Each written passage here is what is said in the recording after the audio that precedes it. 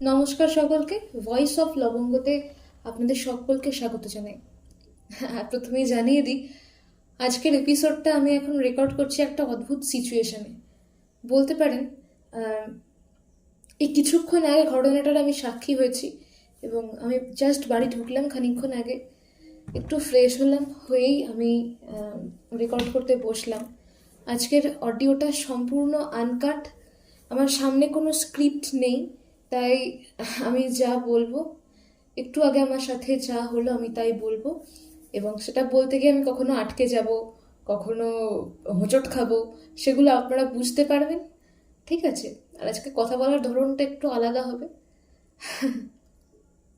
পরমপিতার কি সাংঘাতিক কৃপা, সেটা না থাকলে আজ এখানে আমি বসে থাকতে পারতাম না, আরও অসুস্থ হয়ে ফিরতে পারতাম, আরও সাংঘাতিক কিছু হতে পারতাম। তো বেশি কথা না বাড়িয়ে আমি মূল পর্বে চলে যাচ্ছি, ঠিক আছে? যেটা বলার সেটা হচ্ছে যে আজ অনেক দিন হয়ে গেল আমি না কোথাও ঘুরতে যাইনি। গত সপ্তাহে হঠাৎ করে না খুব দম আটকানো লাগছিল, আমার আর ভাল লাগছে না। এবার যদি আমি কোথাও না যাই আমার আর ভাল লাগবে না। বাবাকে বললাম, বাবা আমাকে এবার ঘুরতে যেতেই হবে কোথাও, সে একদিন একবেলার জন্য হলেও আমি বাড়ি থেকে বেরোতে চাই, নাহলে আমার আর পড়ায় মন বসছে না। তো বনগাঁতে আমার এক মাসির বাড়ি, ঠিক আছে? আর সেই মাসির বাড়ি আমি গেছিলাম অনেক ছোটবেলায়, মানে আমি এখন ধরুন কলেজে পড়ছি, আমি গিয়েছিলাম ক্লাস 7-এ পড়তে, আমার দাদার বিয়ে হয়েছিল তখন।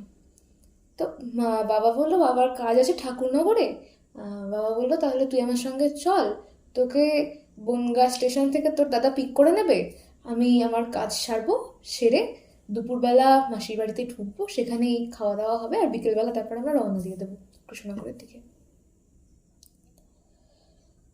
তো আমরা সকালবেলা গেছি, নর্মাল সব কিছু ঠিক আছে, গেছি থেকেছি, ঠিক আছে, খাওয়া দাওয়া হয়েছে সব। এবার ফিরছি যখন, তখন হয়েছে ঘটনা।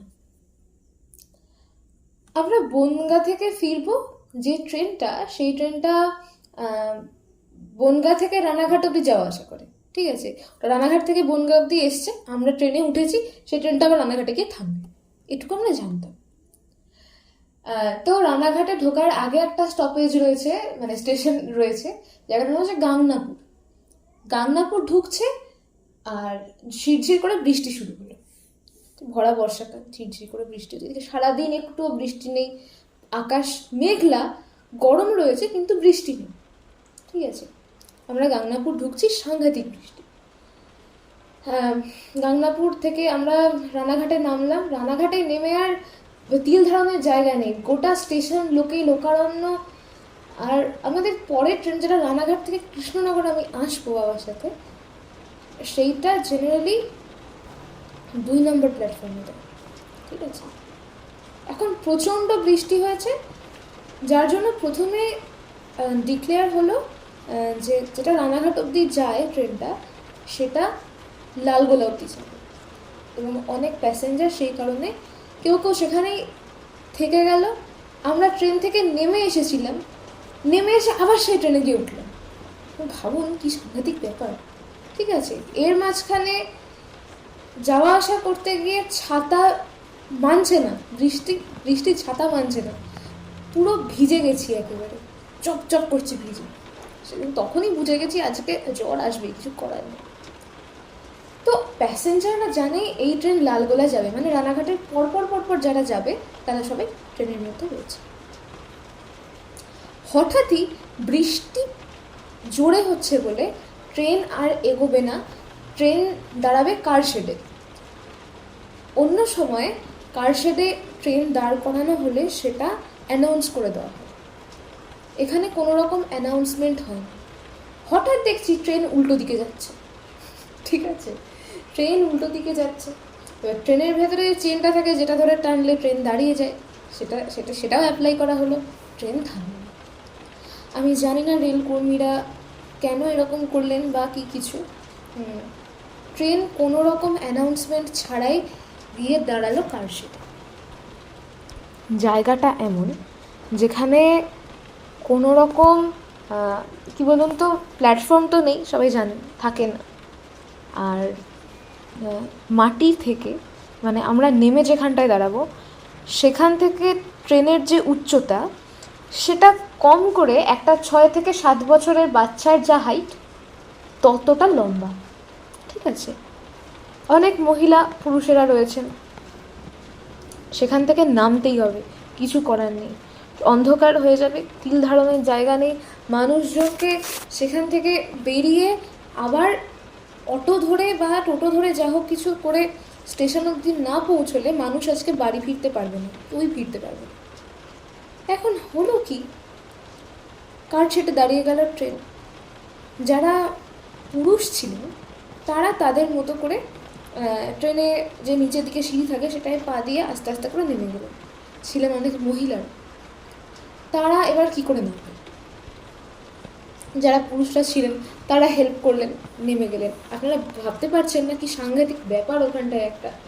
ঠিক আছে, ওরকম মুষলধারে বৃষ্টি পড়ছে, এমন বৃষ্টি যেখানটায় আপনার সামনে কী আছে আপনি দেখতে পাচ্ছেন। হ্যাঁ, বাবা আগে নেমে গেল, আমার হাতে একটা ব্যাগ ছিল, আমি দেখলাম যে আমি যদি নামতে যাই ব্যাগটা আমার হাতে থাকলে আমি নামতে পারবো না। বাবার হাতে ব্যাগটা দিলাম, আগে ব্যাগটা নিচে পড়ল, আমি বাবার দুটো কাঁধে হাত রাখলাম, জয়গুরু বলে আমি লাফিয়েছি ওখান থেকে, বাবার সাপোর্টে ওখান থেকে আমি নামলাম। আমি তো ভাবছি যে আমি অতখানি ওপর থেকে আমি আজকে পড়বো, আমার কিছু করার নেই। আপনারা বিশ্বাস করবেন না, আমি নামলাম, ওখানে থেকে লাফিয়ে নামা ছাড়া আর কোনো উপায় নেই। নেমে দেখলাম আমি স্ট্রেট দাঁড়িয়ে আছি, আমি বিশ্বাস করতে পারছি না, আমি স্ট্রেট দাঁড়িয়ে আছি। ব্যাগটা তুললাম, বাবার চশমাটা পড়ে গেছিলো সেটা তুললাম, গাড়ির চাবি, স্কুটির চাবি দেখলাম, চেক করলাম, সব কিছু ঠিকঠাক রয়েছে, মানি ব্যাগ ঠিকঠাক রয়েছে। এবারে আমাদের ওখান থেকে বেরোতে হবে। কারশেটের পেছন দিক দিয়ে বেরোতে হলো, পেছনে একটা পুলিশ স্টেশন রয়েছে, মেবি ওখানকার যারা রক্ষাকর্তা রয়েছেন তারা ওখানটায় থাকেন, বসেন। আপনারা বিশ্বাস করবেন না, অন্ধকার। বাবা আমাকে বলছে এখান থেকে অন্ধকার হয়ে যাওয়ার আগে আমাদেরকে বেরোতে হবে, না হলে আমরা স্টেশন অবধি পৌঁছতে পারবো না, জায়গাটা প্রচণ্ড খারাপ। আমি প্রথমে বুঝতে পারিনি, মুষলধারে বৃষ্টি পড়ছে, প্রায় গোড়ালির ওপরে হাঁটুর কাছাকাছি জল জমে গেছে।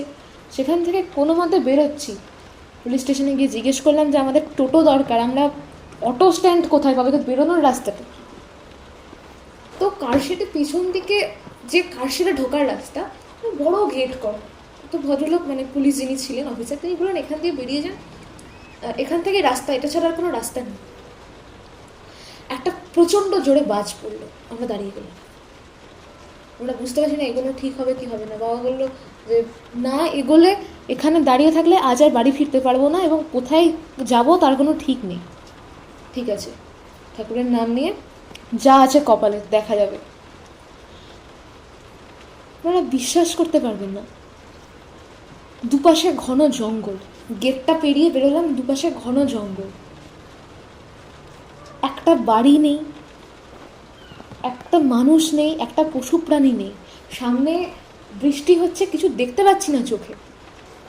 হঠাৎ এগিয়ে যেতে দেখলাম কোথাও কিছু নেই, মাঝখানে একটা টোটো দাঁড়িয়ে রয়েছে, একটা হলুদ রঙের টোটো, তার যে সাইডগুলো সেগুলো ওই কালো রঙের ট্রিপল দিয়ে ঢাকা। টোটোর লোক নেই কোথাও, বা আমি আবার তাকাচ্ছি এপাশ ওপাশ। হঠাৎ পেছন থেকে দেখি এক ভদ্রলোক আসছেন, এসে বলছেন উঠে পড়ুন উঠে পড়ুন, আমি যাব নিয়ে আপনাদের, দাঁড়াবেন না, উঠে পড়ুন, বৃষ্টিতে ভিজবেন না, উঠে যান। আচ্ছা কী হলো, এই কোত্থেকে এলো এই লোকটা, এখানে কেউ নেই, কোত্থেকে এলো?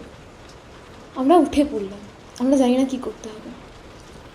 তারপরে দেখলাম যে আরও বেশ কয়েকজন এলেন, আশপাশে কিন্তু একটাও লোক নেই, আরও বেশ কয়েকজন এলেন যারা কারশেডে নেমে দাঁড়িয়েছিলেন। তাদের মধ্যে থেকে মোটামুটি এই ধরুন আরও আমরা দুজন ছিলাম, তার সঙ্গে একটা দিদি এলো, সেও কৃষ্ণনগর আসবে, আর আরও মোটামুটি 3জন, দিকে 5জন মতো এলেন, ভুল বললাম, 4জন মতো এলেন। ঠিক আছে,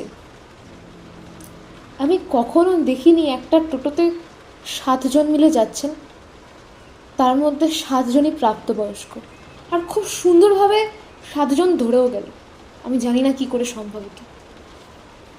যিনি গাড়ি চালাবেন তিনি এলেন, এসে আমাদেরকে নিয়ে বেরোচ্ছেন যেখানটায়, ওটা তো পুরো জঙ্গলের মধ্যে একটা রাস্তা, যেখানটায় মানুষজন নেই, দোকানপাট বন্ধ, অনেক দূরে গিয়ে একটা সাইকেল সারায়, যেরকম দোকান সাইকেলে পাম্প টাম্প দেয় ওরকম একটা দোকান, একটাই মাত্র টোটো দাঁড়িয়ে আছে। উনি দোকানের একজনকে বলেন এটা কার টোটো, নিয়ে যা পুলিশ স্টেশনের পেছন থেকে, কার শেডে অনেক লোক দাঁড়িয়ে আছে, ওখান থেকে লোক আনতে হবে। হ্যাঁ, তো সেই মতো করে ওনাদের ওখানে লোক পাঠানো হলো, মানে টোটো পাঠানো হলো। তো আমরা যেখানে গিয়ে নামলাম সেখানে সাবওয়ে ছিল, নিচে মাটির তলা দিয়ে রাস্তা। ভদ্রলোক 15 টাকা করে নিলেন। বললাম আপনি আমাদের দেবদূতের মতো এসে যেভাবে উদ্ধার করেছেন, আপনি যা পারিশ্রমিক চান আপনাকে তাই দেওয়া। তারপরে তো আবার সেই টোটো করে রানাঘাট এসে স্টেশনে এসে উঠলাম। এর মাঝে বৃষ্টির কোনো কমতি নেই। সেই রানাঘাট স্টেশনে যখন থেকে কারশেডে নেমেছি ওই ভয়ানক পরিস্থিতিতে, সে তখন যেরকম বৃষ্টি, সেম বৃষ্টি হচ্ছে সাংঘাতিক। লালগোলা প্যাসেঞ্জার এলো, আমরা উঠলাম, উঠেই সঙ্গে সঙ্গে বসার জায়গাও পেয়ে গেলাম, বসলাম। ততক্ষণে আমি পুরো ভিজে গেছি, আপাদমস্তক ভেজা। আমার আজ রাতে সুস্থ হওয়ার কোনো কথা নেই। বাড়ি ফিরলাম 35 মিনিটের মধ্যে। 35 মিনিটের মধ্যে কৃষ্ণনগরের ট্রেন ঢুকলো, নামলাম। বাবা বলছে পুতুল সামনে গিয়ে দাঁড়া, না হলে কিন্তু সামনে প্রচণ্ড ভিড়, এই সময় নামাটা খুব চাপ হয়ে যাবে, লালগোলা যাবে ট্রেন, এখানে বেশিক্ষণ দাঁড়াবে না, 1-1.5 মিনিট দাঁড়াবে কৃষ্ণনগরে। আপনারা ভাবতে পারবেন না, ভিড় থাকলেও এত সুন্দর নেমেছি না। যখন কৃষ্ণনগরের ট্রেন এসে দাঁড়ায় 10 মিনিট, তখন এত সুন্দর নামিনি আমি কখনো। পুরো ফাঁকা, আমার সামনেটা পুরো ফাঁকা। আমি নামলাম, নেমে তো বৃষ্টি, তো ব্রিজের নিচে দাঁড়িয়ে রয়েছি। দাঁড়িয়েছিলাম অনেকক্ষণ। বাবাকে বললাম বাবা আমার না খুব ঠান্ডা লাগছে, আমি একটু চা খেতে হবে, না হলে আমি যেতে পারবো না, আমার খুব অস্বস্তিকর লাগছে, শরীরটা ভালো ছিল না তখনই। তো আমরা গেলাম তখন 1 নম্বর প্ল্যাটফর্মে, 2 নম্বর প্ল্যাটফর্মে ট্রেন দিয়েছিল। আমরা বৃষ্টিটা একটু যখন ধরলো, আমরা ব্রিজ ক্রস করে যখন নামলাম, নেমে চাটা খেলাম, খেয়ে বৃষ্টি একটু ধরলো, আমি আর বাবা বাড়ি ফিরলাম। আমি বাবাকে ফিরতে ফিরতে বলছি আমি বাড়ি গিয়ে রেকর্ডিং করতে বসবো, এটা যদি আমি না করি, এটা খুব মানে এই ঘটনাটা যদি আমি শেয়ার না করি তাহলে আমার জন্য সেটা একটা অপরাধ হবে। আর এটাকে আমি পুরো আনস্ক্রিপ্টেড করব, কারণ আমি লেখার মতো সময় নেই, এনার্জিও নেই। একটা প্যারাসিটামল আজকে নিতেই হবে, কিছু করার নেই। আমি বাড়ি এসে চা খেলাম, পুরো তো সমস্ত কিছু ফ্রেশ হয়ে একটুখানি চাটা খেলাম, খেয়ে এসে বসলাম, রেকর্ডিং শেষ করছি। এখন বাজে সন্ধ্যে 7:13, আর এখন আজকে দ্রৌপদী জন্ম যে কবিতাটা, সেটা এখন প্রিমিয়ার হচ্ছে চ্যানেলে। স্টার্টেড 12 মিনিটস এগো দেখাচ্ছে। আমি মায়ের ফোন থেকে প্রিমিয়ারটা চালিয়ে রেখেছি, আমি জানি না কেন। ঠিক আছে, আপনারা জানাবেন আপনারা কে কে প্রিমিয়ার শুনেছেন। এই ঘটনাটা আমার শেয়ার করতেই হতো, আর শেয়ার যখন করতেই হতো আমি আপনারা জানেন আমি এই যে 35 মিনিটের মধ্যে এসে পৌঁছেছি, সেটা রানাঘাটে যে কৃষ্ণনগর লোকাল ধরার কথা ছিল, ঠিক আছে, সেটা ধরলেও আমি এখন এখানে পৌঁছতাম না। এখন কোথায় থাকতাম তার কোনো ঠিক নেই, আমি জানি না কী হতো না হতো। পরম পিতার অশেষ কৃপা, আমি বাবা দুজনেই সুস্থ হয়ে ফিরেছি, এবং যারা যারা কারশেডে আটকে ছিলেন তারাও প্রত্যেকে সুস্থভাবে কৃষ্ণনগর অবধি আসতে পেরেছেন, এবং যারা লালগোলা অবধি যাবেন বা মাঝখানে স্টেশনগুলোতে নামবেন, আশা করি তারাও সুস্থভাবে যেতে পারবেন। ঈশ্বরের কাছে সেই কামনাই করি।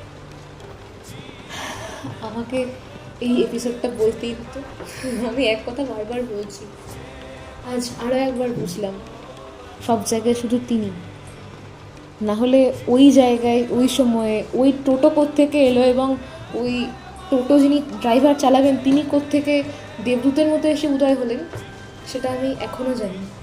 আমি এখনও কনফিউজড, আমি এই এপিসোডটা কী বলে পোস্ট করব, আমি এখানে এখন বসে আছি কী করে আমি জানি না। ঠিক আছে, সুস্থভাবে সকলের গন্তব্যে পৌঁছে যাক, সবাই সুস্থ থাকুক, ভালো থাকুক, পরম পিতাকে মাথায় নিয়ে চলুক, এটুকুই চাই। সকলে ভালো থাকবেন, সুস্থ থাকবেন, পরম পিতাকে মাথায় নিয়ে চলবেন। উনি সবসময় আমাদের সেভিয়ার, উনি সব কিছু অপারেট করছেন, উনি যতক্ষণ আছেন আমাদের কোনো চিন্তা নেই। আমরা ওনাকে মাথায় নিয়ে আমাদের কাজ করে যেতে পারলে, ওনাকে ভালোবাসতে পারলে, সর্বোপরি ওনাকে ভালোবাসা মানে কি, ওনার কাছে স্যারেন্ডার করে দিন যে আমার যা হবে তুমি দেখে নাও, বাকি তুমি যা বলেছো আমি আমি সেগুলো করতে রাজি আছি, আমি আমি করবো, তুমি বলেছো মানে আমি করবো, তুমি আমাকে দেখো, তুমি যেভাবে চালাবো আমি চলবো, তুমি এতদূর যখন নিয়ে এসছো তুমি একটা পিক পয়েন্টে আমাকে ঠিক তুলে দেবে, এটুকু বিশ্বাস রয়েছে। এরকম স্যারেন্ডার করে যদি আমরা চলতে পারি, আমি তো ভালোবাসতে পারি কিনা জানি না তাকে, ভালোবাসার চেষ্টাও করতে পারি কিনা জানি না তাকে, তবে আমি স্যারেন্ডারটুকু করতে পারি আমার কাছে, এটুকুই বলা। যদি আমরা পরম পিতার কাছে স্যারেন্ডারটুকু করে দিতে পারি যে আমি কিছু জানি না, সব তুমি জানো, তাহলে হয়তো হয়তো কি, তাহলে আমাদের আর কোনো চিন্তা থাকে না, চরম থেকে চরমতম বিপদমুক্তি হতে পারে। আজকে আমি তার দৃষ্টান্ত পেলাম, ঠিক আছে। আমি দেখি এটা হয়তো আনন্দ কথায় আমি শেয়ার করব, আপনারা বলবেন আনন্দ কথায় শেয়ার করবো কি না, তাহলে আমি প্লেলিস্টে অ্যাড করে দেবো, চিন্তা নেই। সকলে সুস্থ থাকবেন, ভালো থাকবেন, সাবধানে থাকবেন, ডিপিতে থাকবেন, পরম পিতাকে মাথায় নিয়ে থাকবেন, বিপদ আপনাদের কিচ্ছু করতে পারবে না। জয় গুরু।